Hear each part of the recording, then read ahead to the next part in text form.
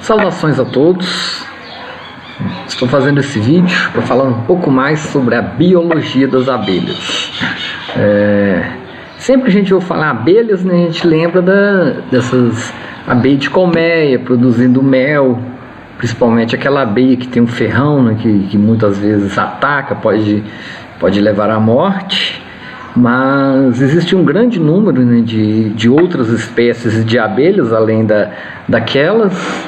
Eu sou um pequeno criador de abelhas, eu tenho algumas colmeias por hobby, várias colmeias dessas apis, né, dessas abelhas que tem ferrão, são as apis melíferas.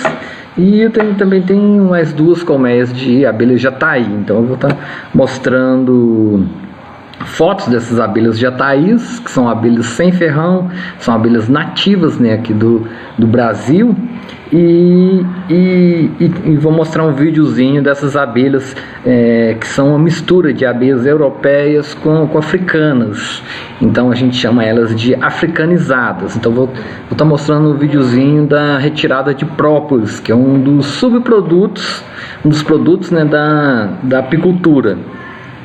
E nesse vídeo eu vou estar abordando também um pouco sobre a genética das abelhas, o que é que difere, né? O que é que é diferente, por exemplo, né, quando se fala de genética dos seres humanos, de gato, cachorro, outros mamíferos e das abelhas, o que tem de diferente nessas abelhas. Falar um pouquinho de evolução de forma bem superficial e também da ecologia das abelhas. Então vamos lá. Essa é uma foto de uma das minhas colmeias de jataí. Então essa é a parte do ninho da colmeia da jataí. Vocês podem ver os discos de cria, onde a rainha faz a postura dos ovos e onde se desenvolvem os ovos das abelhas. Vou explicar um pouco mais à frente essa foto. E com relação à genética, né, das abelhas, ela se difere da genética assim, de outros animais. E um desses pontos que é bem marcante, né, que inclusive cai muito em concursos, no Enem, que pode cair, é a questão da reprodução das abelhas. E a rainha, que nesse caso aqui, né, ela é maior do que as operárias, mas a rainha, ela pode botar um óvulo, né, fecundado, ou então um óvulo já fecundado, ou então um óvulo não fecundado. E quando essa rainha bota um óvulo fecundado, irá produzir, então irá nascer, né, uma operária ou então uma rainha. Então, que são 2 N's igual XX, então elas vão ter 2 cromossomos pareados, igual no caso da espécie humana, né? A espécie humana nós temos 2 pares de cromossomos, tanto o homem quanto a mulher tem esses 2 pares de cromossomos, totalizando 46, então serão 2N de 23 igual a 46 cromossomos. Já nas abelhas, somente as operárias rainhas vão ser 2Ns, e os cromossomos sexuais, no caso das rainhas, será 2Ns igual a XX. Então tem 2 cromossomos X pareados. Já no caso dos machos, que são os zangões, né, eles serão derivados de um óvulo não fecundado. Então a rainha, quando ela quer botar esse óvulo não fecundado, ela mesma escolhe a opção de botar o ovo e não fecundar. A rainha, ela possui um órgão interno chamado espermateca, que quando ela cruza, né, com os machos, ela armazena os espermatozoides nessa espermateca. Então é uma curiosidade muito grande sobre as rainhas, que que quando, né, elas ainda são chamadas de princesas, que quando elas nascem, elas cruzam com vários zangões e armazenam esses espermatozoides nesse órgão, a espermateca, e para toda a sua vida esse espermatozoide. Depois ela não precisa cruzar mais, e ela vai liberando aos poucos os espermatozoides junto com os óvulos. No caso dela querer produzir machos, se ela vê a necessidade de produzir machos para a sua colmeia, ela simplesmente bota um óvulo não fecundado, que dá origem aos machos, que é somente N. Tem somente um X. Aqui eu evidencio a rainha. Então esse círculo é a rainha, e outros círculos evidenciam as operárias. Nesse caso das jataís, a rainha tem um volume corpóreo muito maior do que das operárias, mas no caso da Apis mellifera, né, que é aquela abelha que produz a maior parte do mel que nós consumimos, a rainha vai ser apenas ligeiramente maior que as operárias, então você não consegue distinguir facilmente quais que são as rainhas operárias. Em outras espécies de abelhas sem ferrão, se eu não me engano, é o uruçu, a rainha ela é inclusive menor do que as operárias, o seu corpo. Então essas são as operárias. Na evolução das abelhas, né? Por que as abelhas produzem mel? O que levou, né, abelhas a produzirem mel? Então, quando se fala em abelha, a gente sempre pensa em colmeia, mas somente 10% das espécies das abelhas são sociais. Somente 10% de todas as espécies elas vivem em colmeias, conforme a gente imagina. Os restantes, os 90%, são abelhas solitárias, então são insetos solitários. E a evolução trabalhou em cima desses 10% para selecionar aquelas espécies que conseguiam viver de forma social e armazenar alimento para um período de tempo de escassez de alimento. Então toda a vantagem dessas abelhas viverem em colônias, né, além da proteção mútua, de divisão de tarefas entre os membros dessa colônia, é a questão do estoque de alimento.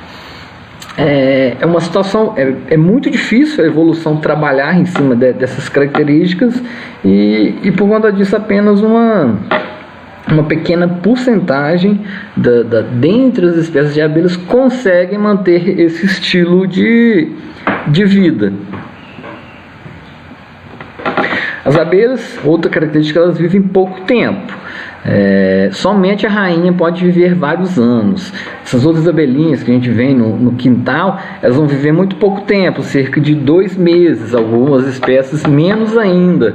Essas espécies nativas, como é o caso dessa jataí, ela irá ser cerca de 45 dias, um pouco mais, um pouco menos, dependendo do hábito de vida, do período do ano, né, do local onde ela se encontra. Então,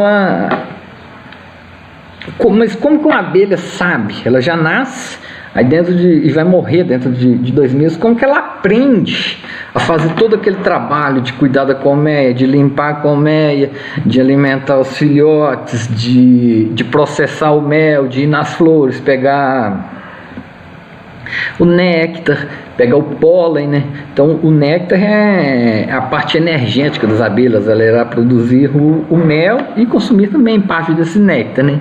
E o pólen é a parte proteica, a gente chama o pólen inclusive de bife da abelha, né? Então toda a proteína que a abelha precisa, ela pega no pólen da planta, né? Que é a parte de reprodução masculina da planta. Então, né, voltando, como que a abelha já sabe fazer isso tudo? E todo esse comportamento dessas abelhas são conduzidos por instinto. Então ela já nasce sabendo fazer isso. ela vai aprender muito pouca coisa nesse período de tempo, que ela vive muito pouco, né? Então, de um modo geral, todos os animais que vivem pouco, eles têm que sobreviver por instinto, eles não têm essa chance de aprendizado, igual o ser humano. O ser humano vai aprendendo todo dia, né? Uma pessoa aí com 30 anos, ele ainda tem muita coisa para aprender, né? Você com 5 anos de idade, você já aprendeu muito pouco. Então, essas abelhas já nascem com esses instintos de comportamento. E ecologia, qual que é o papel fundamental das abelhas? Então, além, né, de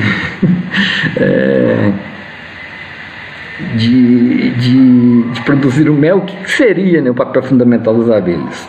Então, o principal papel, o principal serviço ecológico oferecido pelas abelhas é a polinização.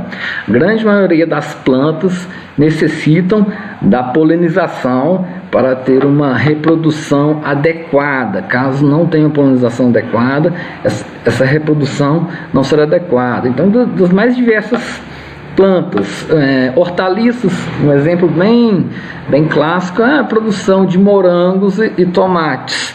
Existem abelhas específicas para fazer a polinização de morango e do tomate.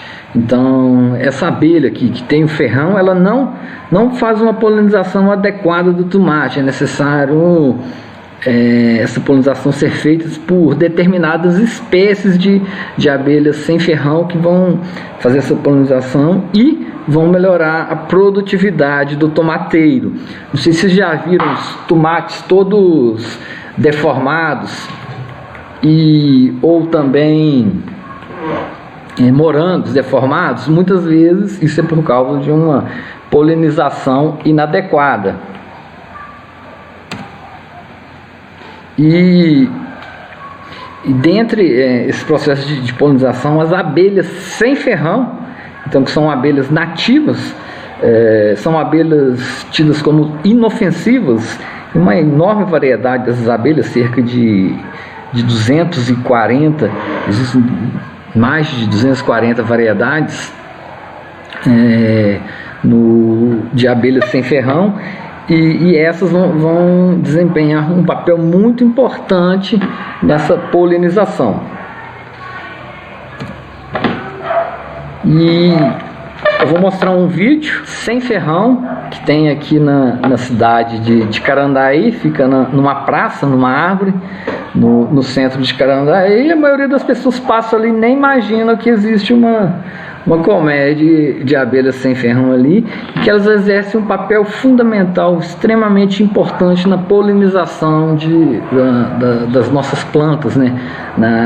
Em torno das cidades. As abelhas, elas têm um voo até cerca de 1 quilômetro, 1,5 quilômetros do local onde onde se tem as colmeias.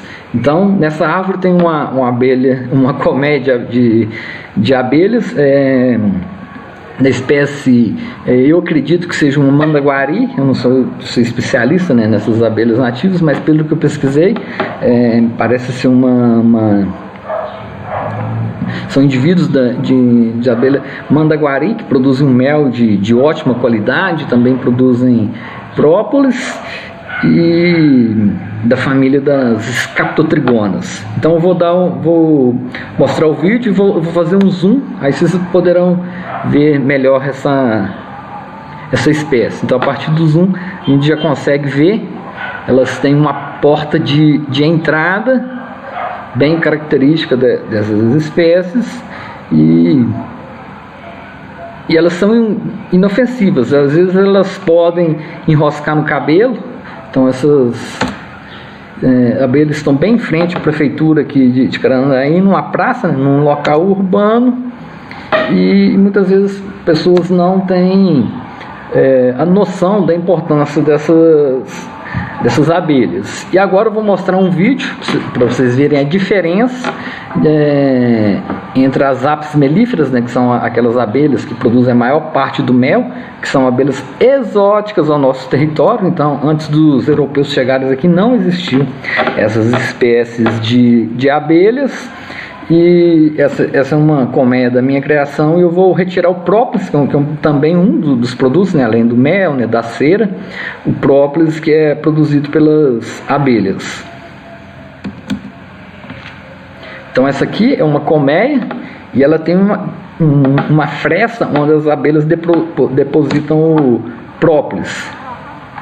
Aqui já é possível observar como que durante a retirada manual, né, desse própolis, como essas abelhas atacam. Então é necessário estar com todo equipamento adequado, um macacão, luvas, e é muito arriscado trabalhar com essas abelhas, principalmente pessoas que são alérgicas. Eu, no meu caso, não sou alérgico, já levei várias, né, ferroadas dessas abelhas, né, e nunca tive problemas de alergia, mas é preciso tomar muito cuidado que com apenas uma abelha, uma pessoa alérgica pode levar essa pessoa a óbito.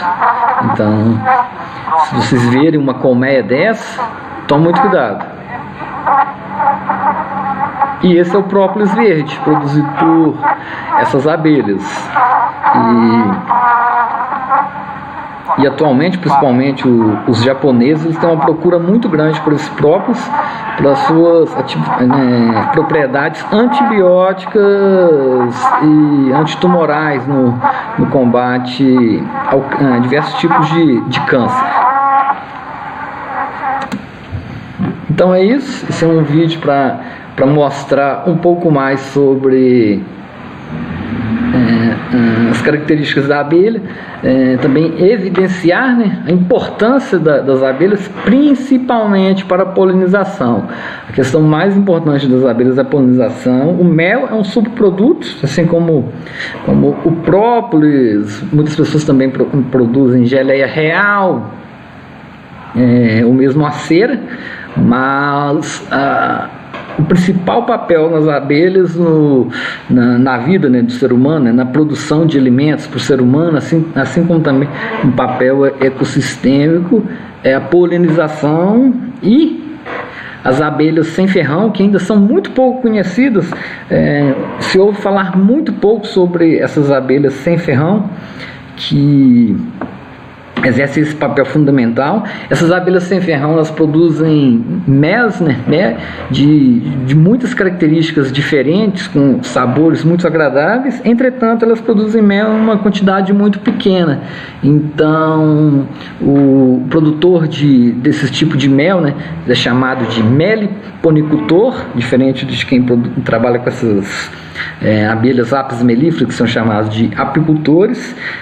Quem trabalha com essas abelhas nativas sem ferrão, eles produzem uma quantidade muito pequena de mel. Então, esses méis são, por isso, tem um preço bem elevado. Entretanto, ainda essa produtividade é muito baixa. Por causa disso, não vemos esse tipo de mel com facilidade. Não é comum ver vendendo esse tipo de mel, mas inclusive é um mercado promissor para quem queira entrar nessa atividade.